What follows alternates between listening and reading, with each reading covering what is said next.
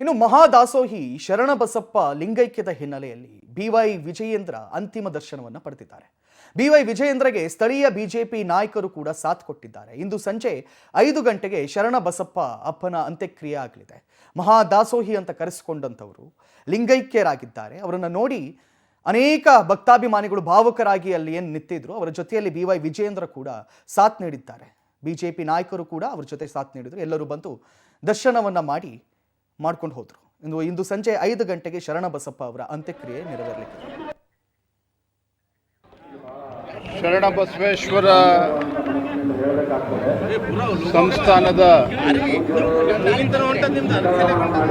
ಪೀಠಾಧಿಪತಿಗಳಾಗಿದ್ದಂಥ doctor Shri Sharanabasappa ಅಪ್ಪ ಅವರು ಲಿಂಗೈಕ್ಯರಾಗಿದ್ದಾರೆ. ಈ ವಿಚಾರ ತಿಳಿದ ಕ್ಷಣ ನನ್ನನ್ನು ಒಳಗೊಂಡಂತೆ ನಾಡಿನ ಲಕ್ಷಾಂತರ ಕೋಟ್ಯಾಂತರ ಭಕ್ತರಿಗೆ ಸಾಕಷ್ಟು ದುಃಖ ಉಂಟಾಗಿದೆ. ನಮಗೆಲ್ಲ ತಿಳಿದಿದೆ, ಇವತ್ತು ಅಪ್ಪರ ಒಂದು ನೇತೃತ್ವದಲ್ಲಿ